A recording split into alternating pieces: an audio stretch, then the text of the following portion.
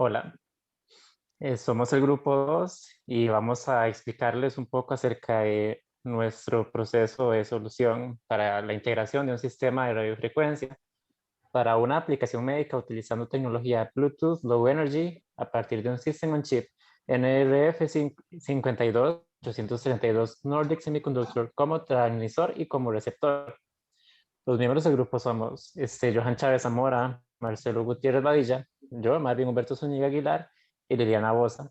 Y bueno, un poco sobre esto es que se plantea que el sistema integra el envío de datos cardíacos provenientes de pruebas de esfuerzo mediante el protocolo Bluetooth Low Energy.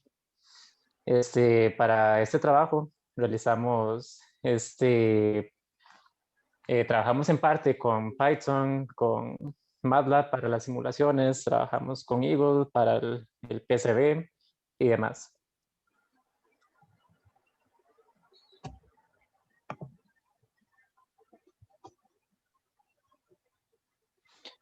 Bueno, y en cuanto a la agenda, vamos a explicar separado por bloques lo que se trabajó, iniciando con el bloque de latidos por minuto, luego con el bloque de procesamiento, codificación, modulación, bloque de antenas, de modulación, de codificación, bloque de visualización y vamos a finalizar con unas conclusiones y recomendaciones. Bueno, primeramente para esta sección vamos a tener parte de la etapa de transmisión del sistema, donde se tendrá un bloque programado con una serie de pruebas de estadística para poder verificar la normalidad, la media y datos atípicos a partir de diferentes pruebas como el test de Anderson-Darling y a través de diferentes gráficos. Entonces, primeramente con los gráficos que tenemos acá, tenemos un histograma y tenemos el box plot del dataset de datos que el profesor nos proporcionó. Para el histograma se puede observar la frecuencia versus los latidos por minutos, donde los datos de la prueba de ECOS-3 se pueden graficar en este. Además de eso, se puede apreciar que los extremos izquierdo y derecho tienen una cantidad similar de datos. Por lo tanto, sigue una distribución normal. El pico de datos se encuentra en el rango de los 120 a los 135 latidos por minuto. Además, en el análisis de los datos que tuvimos, se pudo obtener que se cuenta con una media de 129.54. Por otro lado, con el box plot, podemos analizar que no tenemos datos atípicos dentro del dataset proporcionado. ¿Podemos pasar? Bueno, asimismo es importante aclarar que con el test de Anderson-Darling se conoce que también existe una distribución normal y que el dato estadístico utilizado fue de 0.57. Además de que con el gráfico de dispersión se puede apreciar que no tenemos datos dispersos en este dataset. Con el bloque de preprocesamiento, dado que la cantidad de datos que teníamos contenía una cantidad de ruido agregado, era importante conocer qué filtro íbamos a utilizar y se iba a recomendar para poder filtrar ese ruido. Entonces se aplican diferentes filtros para el dataset dado. Entonces, de estos filtros se puede apreciar que el que más se aproxima a la curva original es el filtro de media móvil con un aventanado de 3 y una media móvil exponencial de 0.3. Además que el tiempo de ejecución es de 0.1 microsegundos. Por eso es el filtro recomendado. Ahora vamos a pasar al bloque de codificación. Para el bloque de codificación se tiene el método programado de Hamming 7.4 y 15.11 de la siguiente matriz de testeo que se está mostrando. Podemos pasar para ver una caracterización de estos datos. Ok, entonces, como se puede observar en la tabla, la codificación 7.4 requiere de 3 bloques para completar un solo valor. Tiene también la necesidad de agregar un bit no significativo adicional para completar los 12 bits requeridos, por lo que la cantidad de bits codificados y sin codificar es mayor junto al tiempo de ejecución de codificación.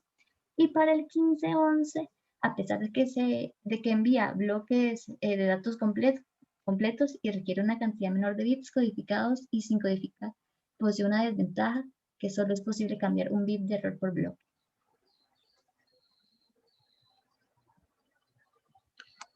Ok, ahora vamos a hablar un poco del bloque de modulación. Se dice que este System on Chip tiene ya integrado un sistema de Bluetooth Low Energy. Ese tipo de protocolo Bluetooth utiliza modulación GFSK, que es Gaussian Frequency Shift Keying, con una velocidad de transmisión de bits de 1 megabits por segundo, aplicable o ampliable hasta 2 megabytes por segundo. Esto según el modelo que se esté utilizando y la referencia. Tiene una frecuencia central de 2.4 GHz y cuenta con 79 canales. Depende del estándar que se esté utilizando, este número de canales puede variar. Para el estándar europeo es de 79 canales, para el estándar americano son 54 canales, variando el ancho de banda por canal de cada uno. En la imagen podemos apreciar cómo se entra una trama de bits de 16 bits, creo, esta imagen, y se ve modificada. Aquí hay que tomar en cuenta que la modulación se hace de forma pseudo aleatoria con las frecuencias. Entonces los canales van entrando de manera pseudo aleatoria en su frecuencia y por medio de sistemas en la modulación, como vamos a verlo ahorita, se obtiene una demodulación adecuada. En este caso, si se logra, se hace solamente una simulación por medio del software MATLAB para poder tener un poco lo que se podría utilizar. Hay que tomar en cuenta que el Gaussian Frequency Shift Keying básicamente es un FSK con un filtro gaussiano antes de el modulador. Esto para que los datos tengan mayor, una mayor facilidad de transmisión. Y como les decía anteriormente, el bloque de modulación, lo que se tiene es un Adaptive Frequency Hopping para poder determinar a cuál frecuencia se está enviando los datos. Y otros implementos que se tienen dentro de la capa física del demodulador para encontrar cómo es que se están mandando o de poder determinar la secuencia pseudo-aleatoria con la que se envían los datos. Entonces aquí podemos ver cómo entra un bloque de señal, unos bits de entrada. Después podemos ver la señal modulada en GFSK y el bloque de salida. Esto ocurre en todos los sistemas de este tipo y ya viene integrado dentro del sistema on chip.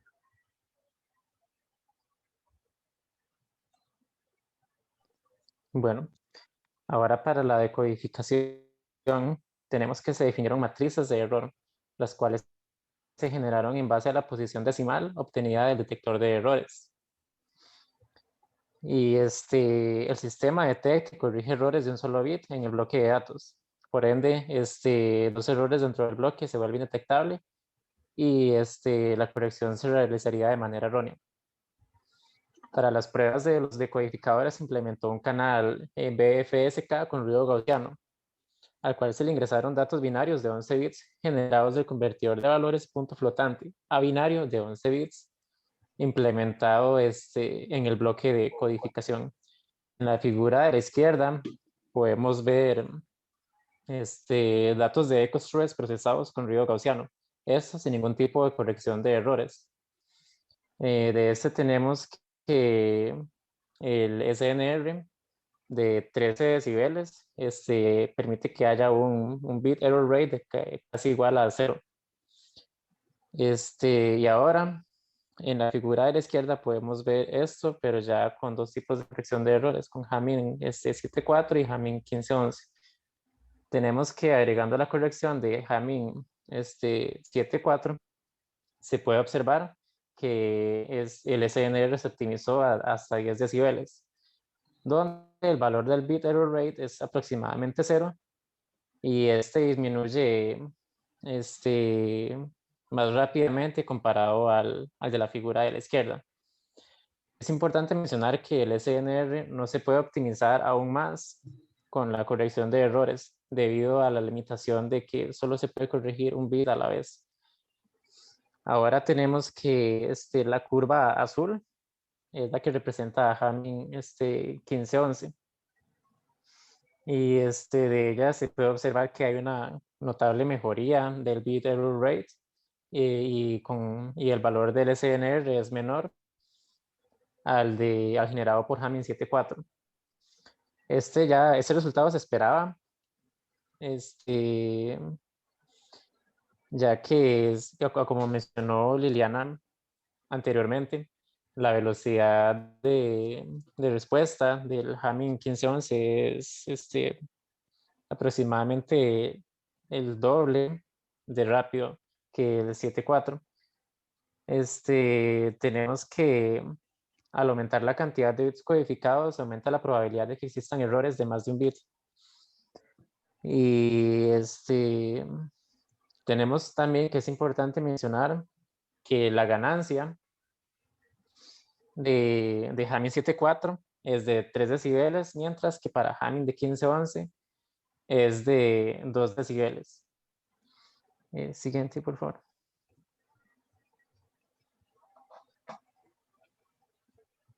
Ahora, en cuanto al bloque de antena, tenemos que el PCB cuenta con pads, cables y vías con dimensiones de 0.4, 0.4064, 0.6 y 0.2 milímetros. Y bueno, en cuanto a la selección de la antena, se tuvo que considerar que la tecnología Bluetooth Low Energy trabaja en la banda ISM 2.4 GHz. Por esta razón no se podía elegir cualquier tipo de antena. Se tuvo que elegir específicamente las de tipo parche o Minder antena, o microstrip antena, perdón. Y bueno, de las de tipo parche, las que eran más aptas eran la tipo bow-shaped o la F invertida. Pero luego de realizar una matriz de trade-off, se llegó a la conclusión de que la más óptima para utilizar era la inverted F antena.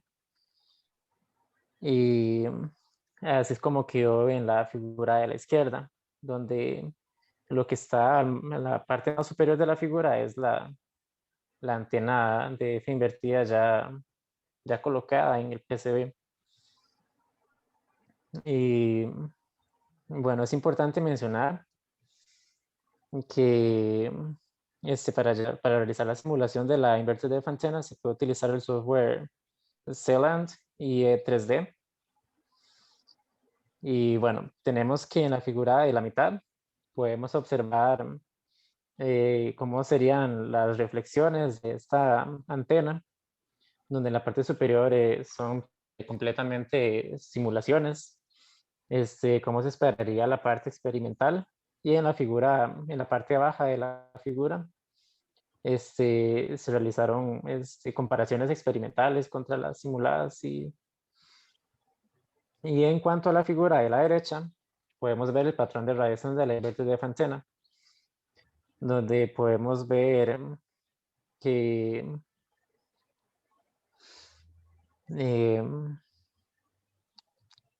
en el plano XY tenemos la radiación del campo magnético y en la XZ el campo eléctrico. Siguiente, por favor. Ok, dentro del bloque de visualización podemos apreciar que tenemos una gráfica bastante similar a lo que habíamos obtenido del bloque de precodificación, donde tenemos el gráfico de dispersión. Si podemos ver la figura que se obtiene a partir de los datos del set de datos ya enviado por el profesor, el oficial, se tiene una figura bastante similar a lo que nosotros tenemos. Dentro de la figura se ve que se tiene los puntitos rojos, por decirlo así, son los datos obtenidos del set de datos, y los puntitos verdes estamos hablando de los datos transmitidos por Hamming. Como podemos apreciar, el nivel de acercamiento es bastante importante. La figura se puede transmitir de una buena manera. Aquí hay que resaltar que el Hamming 74 tiene una mayor correlación con los datos del set, por lo tanto es más recomendable para poder transmitir nuestros datos que Hamming 1511. Esto también para poder reducir la cantidad de bits enviados, lo cual reduce ancho de banda y se tiene que transmitir menos energía, por lo tanto es mejor para nuestras aplicaciones, ya que estamos trabajando con un dispositivo móvil que tiene que consumir lo menos posible. Dentro de esto se establecen las zonas de entrenamiento de todo este set de datos, de los casi 120, no, 170, 180 segundos que se tienen. Se dividen en diferentes zonas de entrenamiento según la actividad funcional del cuerpo en ese momento. Se establece que se gastan 21 segundos en la zona de calentamiento, 53 segundos en la zona de quemar grasa, 14 segundos en la zona aeróbica, 3 segundos en la zona anaeróbica y 26 segundos en la zona extrema. Esto es importante ya más que todo en la zona de aplicación de este dispositivo, ya que no es lo mismo estar entrenando dentro de la zona de quemar grasa, por ejemplo, a estar en la zona de calentamiento. Entonces, aquí se ve un poco la aplicabilidad del sistema, ya que con base a esto se pueden establecer entrenamientos y gráficas de entrenamientos y modelos de entrenamientos para la persona según su capacidad, según tiene la capacidad de su cuerpo para entrenar. Esto asegura resultados más efectivos y menos desgaste del cuerpo a la hora de trabajar. Entonces, eso al final tiene una aplicación médica o aplicación funcional dentro de los entrenamientos según lo que está estipulado en nuestros objetivos. A modo de conclusión, decimos que si el canal que envió los datos es muy ruidoso, la mejor opción sería una codificación 5.4, como anteriormente lo habíamos dicho. En caso contrario, modificado, es mejor 15.11 por su bajo rendimiento de recursos y su rápida respuesta. La modelación utilizada presenta una alta eficacia aplicando FSK. La configuración de envío de datos puede mejorarse a conveniencia mediante la variación del paquete en Bluetooth Low Energy. La decodificación de Hamming 5.7 se logra corregir una mayor cantidad de errores en un canal gaussiano comparado con la decodificación 15.11, pero esto implica un sacrificio en la velocidad de codificación de hasta un 100% con respecto a Hamming 15.11. Eso es como lo había mencionado anteriormente en la otra gráfica. Con esto damos por concluida la presentación. Muchas gracias y estamos atentos a sus comentarios y preguntas. Muchas gracias.